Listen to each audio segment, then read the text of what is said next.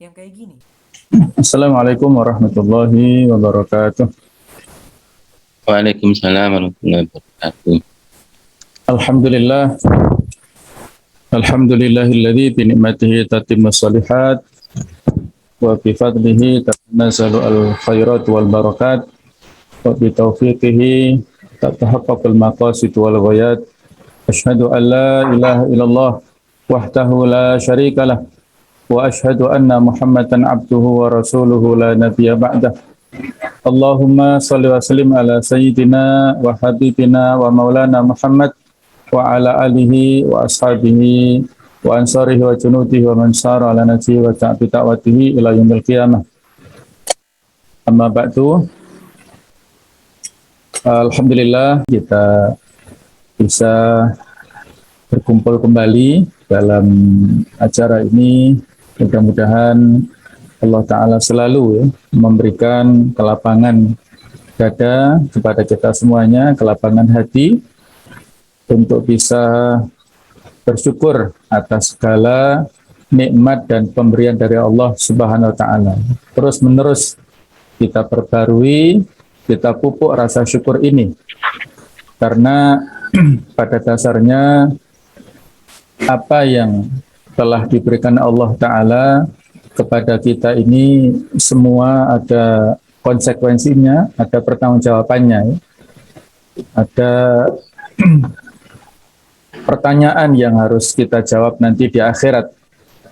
Apakah nikmat yang kita dapatkan ini kita alokasikan untuk hal-hal yang maksiat, yang bertentangan dengan aturan Allah Ta'ala, ataukah kita alokasikan untuk hal-hal yang kaitannya dengan taqarrub ilallah Subhanahu wa Ta'ala. Maka wajib kita bersyukur atas segala pemberian Allah Subhanahu wa Ta'ala. Dan para ulama dulu biasa saling menasihati satu sama lain dengan kata-kata ini. Barang siapa yang memperbaiki keadaan batinnya, niscaya Allah akan perbaiki keadaan lahirnya. Dan barang siapa yang memperbaiki hubungan dia dengan Allah, niscaya Allah akan perbaiki hubungan dia dengan manusia. Barang siapa yang beramal untuk akhiratnya, niscaya Allah akan cukupkan kehidupan dunianya. Yaitu perkataan dari Sufyan Ibnu Uyainah rahimahullah dalam kitab Ikhlas, ya, karya Ibnu Abi Dunya. Jadi mari selalu kita memberikan nasihat, ya. Fadzakir fa inna dzikra tanfa'ul mu'minin. Maka hendaklah kita saling memberikan peringatan antara satu dengan yang lain di antara kita. Mudah-mudahan dengan peringatan itu kita akan menyadari atas segala kekhilafan dan kekurangan kita masing-masing. Jadi kalau dalam nasihat ini yang penting adalah kita bagaimana memperbaiki ruhiyah kita, batin kita atau hati kita dalam suasana apapun, apakah bergembira ataukah sedih, kita mendapatkan nikmat atau mendapatkan musibah. Ketika suasana batin kita, suasana hati kita itu kondusif, maka musibah sebanyak apapun insya Allah itu akan bisa kita syukuri. Jadi ketika kita memperbaiki keadaan batin kita, maka Allah akan memperbaiki lahiriah kita secara zahir kita. Dan kalau kita memperbaiki hubungan dengan Allah Ta'ala, taqarrub ilallah Ta'ala dengan sebaik-baiknya, maka insya Allah Allah akan memperbaiki hubungan kita dengan manusia. Karena pada hakikatnya yang mengendalikan hati manusia adalah Allah Ta'ala. Ketika Allah ridho pada kita, maka Allah jadikan manusia juga ridho kepada kita. Dan begitu pula sebaliknya. Kalau kita jadikan Allah itu murka kepada kita, maka Allah jadikan manusia juga murka kepada kita. Dan barang siapa yang beramal untuk akhirat, niscaya Allah akan cukupkan kehidupan dunia. Orang yang mengejar akhirat, dunia akan dia dapatkan. Tapi kalau dia hanya mengejar kehidupan duniawi, maka akhirat bisa lepas. Nah, inilah hal-hal yang sangat penting ya untuk kita peringatkan bagi kita semuanya. Nah, pada saat memberikan komentar terkait dengan ayat ini di surat Al-Hadid ayat 22, Allah Ta'ala berfirman, ma asaba min musibatin fil ardi wala fi anfusikum illa fi kitabin min qabli an nabra'aha inna dzalika 'ala Allah yasir. Tidaklah menimpa dari sebuah musibah baik itu di dalam bumi ini ataupun pada diri kalian kecuali sudah tertulis di Lauhul Mahfuz ya, sebelum kita diciptakan oleh Allah Subhanahu wa taala, semuanya sudah tertulis. Inna dzalika 'ala Allah yasir, sesungguhnya hal itu sangat mudah bagi Allah taala. Jadi segala macam musibah yang kita dapatkan, yang kita alami, ini tujuannya ini, likaila ta'sau 'ala ma fatakum wa la tafrahu bima atakum. Supaya kalian tidak berputus asa terhadap apa yang terlewat dari kalian, dan kalian tidak bangga dengan apa yang kalian dapatkan. Wallahu la yuhibbu kulla mukhtalin fakhur, dan Allah tidak suka kepada orang yang menyombongkan diri, yang berbangga diri.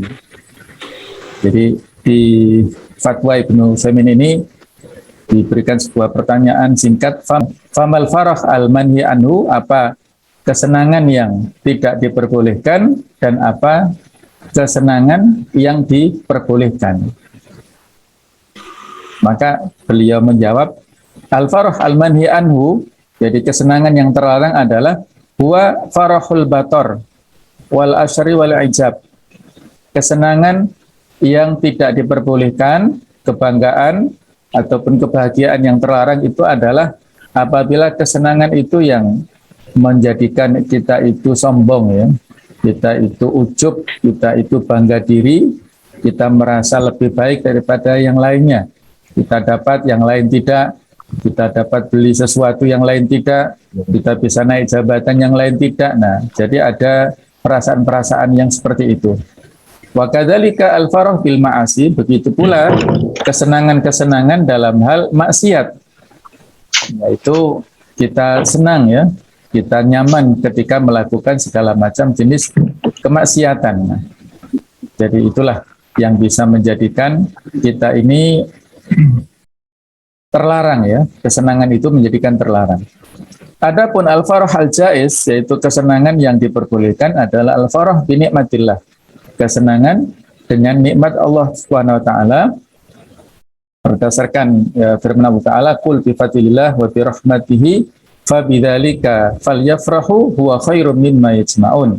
Katakanlah dengan karunia dari Allah taala dan dengan rahmatnya, maka karena itulah fabidzalika, maka dengan itulah falyafrahu, hendaklah bergembira mereka, huwa khairum mimma yajma'un, itu lebih baik dari apa yang mereka kumpulkan. Fa'amara bil farah bi fadlillah wa rahmatihi, maka Allah memerintahkan untuk kita senang dengan karunia Allah dan dengan rahmat Allah, yang mana ditafsirkan oleh Ibnu Abbas bahwasanya fadlullah ta'ala itu adalah ilmu, kemudian rahmat itu adalah dengan datangnya Rasulullah Muhammad SAW. Ini penafsiran dari Abdullah bin Abbas. Nah, apa makna daripada syukur ini?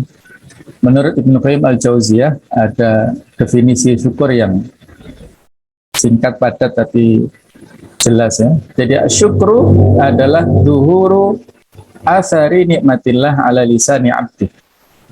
Jadi syukur itu adalah munculnya atau nampaknya bekas nikmat Allah Ta'ala pada lidah atau perkataan hambanya.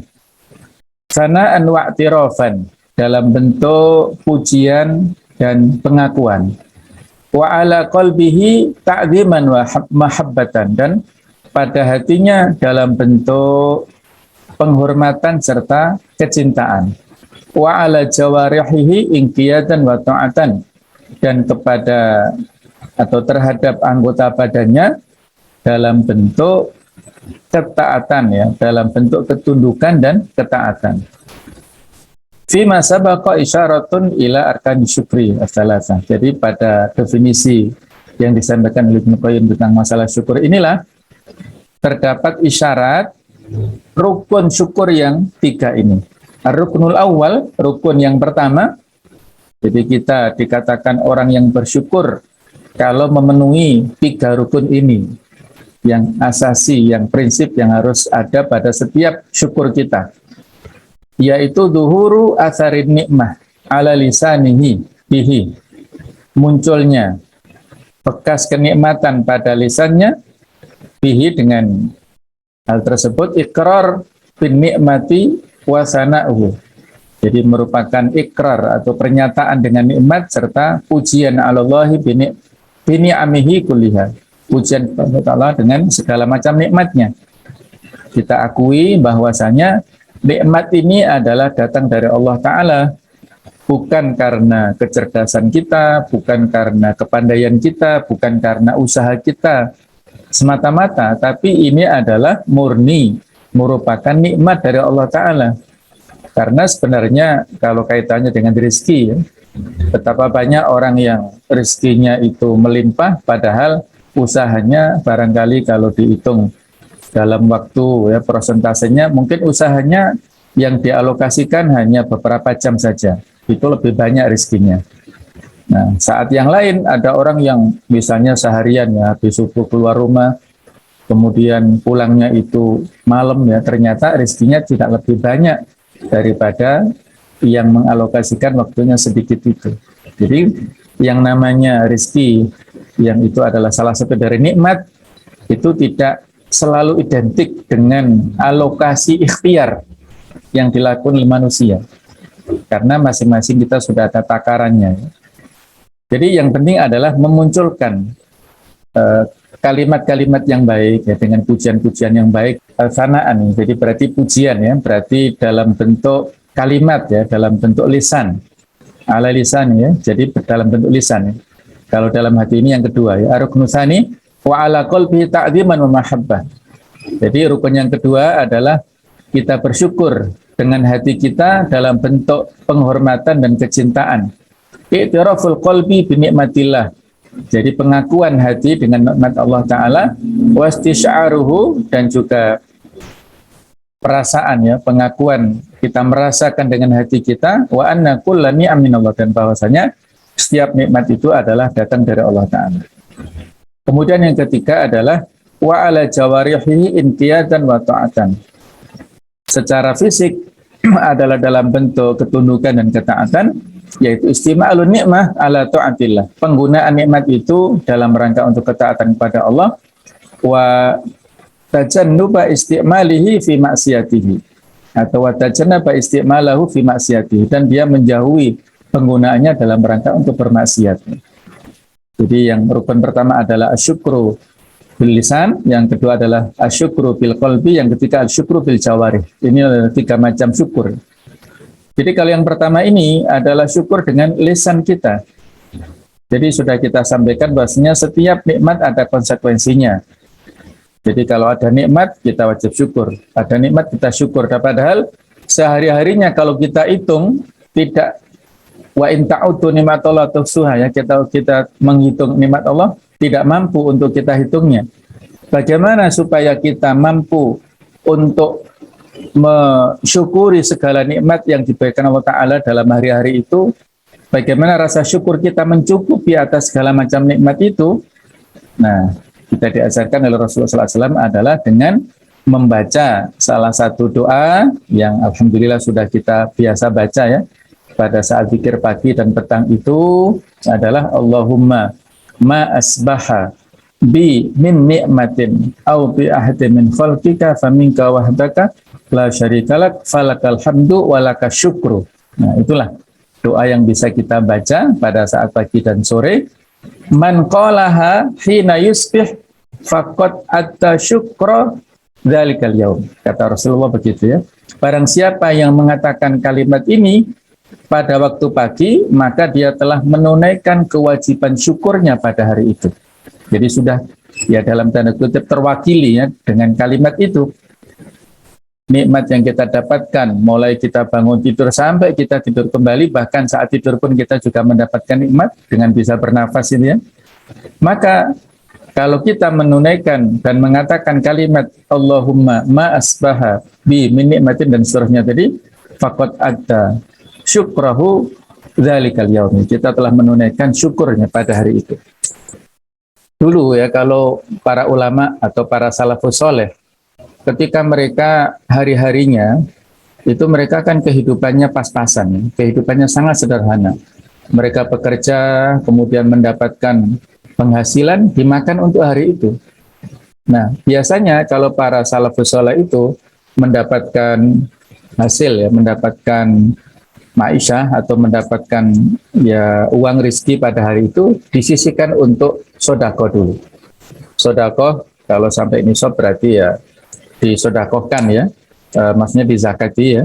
Kemudian kalau tidak berarti dia sodakohkan sesuai dengan yang mereka inginkan, berapa persen. Nah, sisa daripada sodako itulah yang dikalkulasi kira-kira ini butuh bisa untuk mencukupi berapa hari. Kalau misalnya dari sisa pendapatan itu bisa dimakan untuk 3 hari, maka mereka fokus selama 3 hari itu untuk beribadah kepada Allah Ta'ala. Karena rezekinya sudah cukup tadi, untuk makan, minum, kehidupan keluarga sudah cukup 3 hari, maka sebagai bentuk balasan atas syukur, atas nikmat yang diberikan Allah Ta'ala, dia bersyukur dengan fokus beribadah selama 3 hari 3 malam itu. Ya tentunya ada istirahatnya ya. Jadi ibadah istirahat terus begitu ya. Inilah para ulama kita dulu luar biasa ya. Mereka semangat untuk mengekspresikan rasa syukurnya ala jawarihi tadi dalam bentuk anggota badan secara fisik dengan beribadah. Inilah luar biasa dari para ulama kita dulu. La in syakartum la azidannakum. Surat Ibrahim ayat yang ke-7, ayat ini sangat populer ya.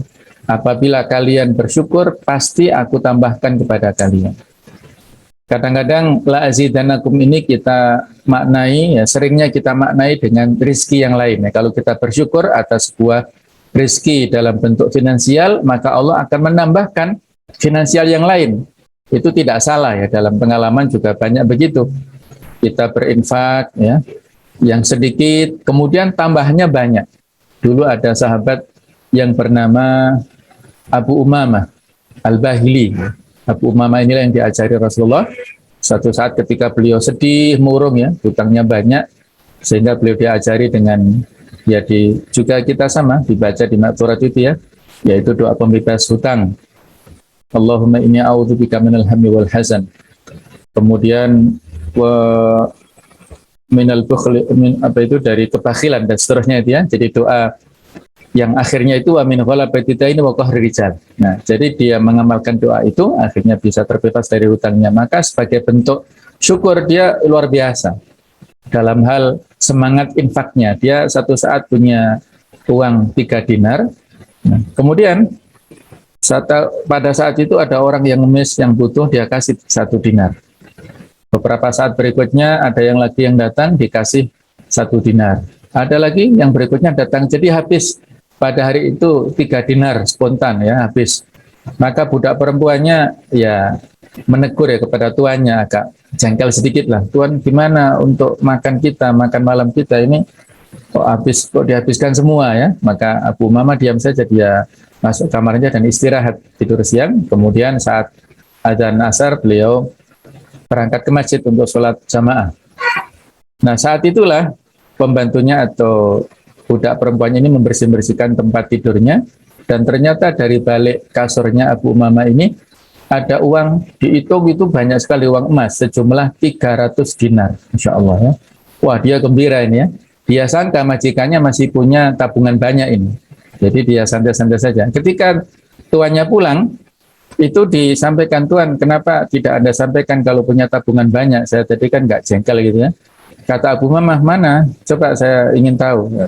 Dikasih tunjuk ke dalam kamarnya, di balik kasurnya, betul itu ada uang banyak. Kata Abu Umamah, ini adalah pemberian dari Allah Ta'ala. Ya. Jadi diganti ya, jadi dia telah memberikan infak sodakoh sebanyak 3 dinar, diberi ganti 100 kali lipat, 300 kali lipat ya. Inilah janji Allah Ta'ala di surat Saba ayat 39. Wa ma anfaqtum min syai'in fahuwa yukhlifu, apapun yang kalian infakkan dari harta itu Allah akan menggantinya. Wa huwa khairur razikin, dan Allah adalah sebaik-baik pemberi rezeki. Jadi inilah bentuk syukur ini ya.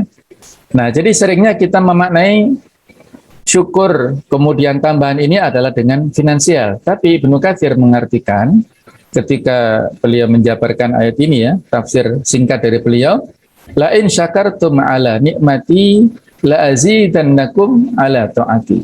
Kalau kalian mensyukuri nikmat-nikmatku, maka aku akan tambahkan kalian untuk mentaatiku.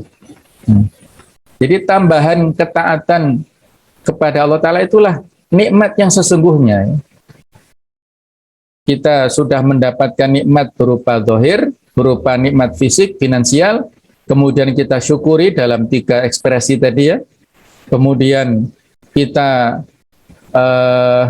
terus-menerus ya dalam bersyukur tersebut, maka akan ditambahkan kemampuan kepada kita untuk taat pada Allah. Ditambahkan kepada kita semangatnya untuk tilawatul Quran, ditambahkan kepada kita semangat untuk sholat jamaah, ditambahkan kepada kita untuk sholat qiyamul lail dan lain sebagainya. Akan ditambahkan Allah Ta'ala kepada kita. Nah, inilah makna yang sangat penting ya, yang perlu untuk kita jadi renungan semua. Nah, jangan sampai nikmat ini menjadi bencana ya. Sebagaimana kata Abu Hatim rahimahullah, kullu nikmatin la tuqarribu minallahi azza wa jalla fahiya baliyah, atau fahiya nikmah. Jadi setiap nikmat yang tidak membuat seorang itu dekat kepada Allah, maka hakikatnya itu adalah bencana. Nah, jadi kalau kita balik kalimat ini kan berarti bisa jadi musibah yang mendekatkan kita kepada Allah itu adalah nikmat. Jadi mafhum mukhalafahnya seperti itu. Kalau nikmat kesenangan berupa materi itu tidak menjadikan kita dekat dengan Allah Ta'ala, maka itu akan bisa menjadi hakikatnya adalah sebuah bencana. Tapi kalau musibah itu justru mendekatkan kepada Allah Ta'ala, maka itulah nikmat yang sesungguhnya. Maka dulu sahabat Umar bin Khattab tidak peduli ya. Saya tidak peduli apakah mendapatkan nikmat atau mendapatkan musibah. Yang penting bagaimana semuanya itu bisa mengkondisikan saya untuk lebih dekat, untuk lebih semangat dalam beribadah kepada Allah Subhanahu wa Ta'ala. Itulah yang paling penting. Nah, sebagai bentuk rasa syukur kita itu adalah dianjurkan kita untuk bersedekah. Wa amma bi ni'mati rabbika fahadits, adapun dengan nikmat Allah maka hendaklah kita ekspresikan. Nah, bagaimana cara kita untuk mengekspresikan nikmat itu, rasa syukur kita itu adalah dengan bentuk sedekah. Ada doa dari malaikat yang isinya pada saat ini, ya pada saat pagi ya, malaikat ini ada 2 malaikat, ma min yaumin yusbihul ibadu fihi, tidaklah hari-hari pada waktu pagi hamba-hamba ada di dalamnya, illa malakani, kecuali ada 2 malaikat yang zilani, yang 2 malaikat ini turun dari langit ke dunia. Fayaqulu ahaduhuma, maka yang pertama berdoa dengan doa kebaikan. Allahumma ati munfiqan khalafan, ya Allah berilah ganti kepada orang yang berinfak. Wa yaqulul akhar, dan berkatalah yang lainnya, Allahumma ati mumsikan talafan, ya Allah berilah kehancuran, kebinasaan kepada orang yang menahan-nahan hartanya, yang tidak mau infak, yang tidak mau sedekah. Insyaallah ya. Ini hadis sahih Bukhari Muslim. Insyaallah ini bisa kita amalkan, bisa kita praktekkan bagaimana kedahsyatan sedekah pada waktu pagi, pada waktu subuh. Saya dapat cerita ya dari kawan seorang ustadz yang dulu kebetulan bersama-sama dalam sebuah acara pengajian. Beliau menyampaikan kepada jamaah, saya dengar sendiri ya, pengalaman pribadi beliau yang unik dan juga bisa jadi contoh ya. Jadi pada waktu pagi-pagi sepulang dari masjid, beliau saat mau masuk rumah ada tukang sampah, ada di rumah, ya di depan rumah. Terus disuruh tunggu Pak sebentar. Beliau mengambil ya sampah di rumahnya, mungkin ada juga kardus ya yang bisa dimanfaatkan. Kemudian sambil ngasihkan uang sedikit saja, 5.000 atau 10.000 lah dikasih, Pak ini monggo silakan. Wah, subhanallah, luar biasa ya bagi seorang pemulung atau tukang sampah. Ini rezeki pada waktu pagi luar biasa. Maka didoai oleh si tukang sampah ini dengan doa yang subhanallah luar biasa, mustajab semuanya ya. Jadi doanya itu, dia pemberiannya itu sedikit, tapi doanya luar biasa. Mas, nah dipanggil Mas atau apalah ya, saya nggak hafal bahasanya. Saya doakan panjenengan mudah-mudahan bisa naik haji, bisa mendapatkan rumah, bisa mendapatkan istri yang solehah, bisa hidup yang ya bahagia. Masya Allah ya. Pemberian yang singkat, sedikit, tapi doanya luar biasa kan. Allah mengabulkan doa orang ini. Kita kan nggak tahu dia itu orang beneran atau malaikat yang menyamar sebagai seorang tukang sampah. Kita nggak tahu ya. Bisa jadi dia waliullah, kekasih Allah ya, orang yang biasa ya, yang bisa doanya itu mustajab, yang tembus ke langit. Ya, karena wali itu belum atau tidak identik dengan yang harus pakai surban, yang pakai jubah kemana-mana, nggak seperti itu. Wali bisa orang-orang biasa yang tidak tahu kita, ya nggak boleh kita remehkan.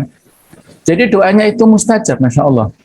Sahabat orang atau kawan saya ini bisa naik haji, nggak tahu dari mana, apakah dihajikan ataukah kemampuan sendiri, itu kan nggak penting ya. Yang penting bisa naik haji kan gitu. Kemudian dia bisa dapat rumah yang layak, yang besar ya. Dia dapat istri yang solihah dan alamat rumahnya itu sama dengan nama istrinya. Subhanallah ya, luar biasa. Jadi inilah doa atau orang-orang yang tulus mendoakan pada kita ya, itu luar biasa. Apalagi di sini adalah barokah dari sedekah pada waktu pagi ini. Inilah peringatan bagi saya sendiri dan kita semuanya. Mudah-mudahan Allah Ta'ala senantiasa memberikan kemampuan kepada kita untuk bersyukur atas segala macam nikmat Allah, sehingga dengan itulah kita akan ditambahkan untuk bisa mentaati Allah Subhanahu wa taala. Ihdinas siratal mustaqim. Wassalamualaikum warahmatullahi wabarakatuh.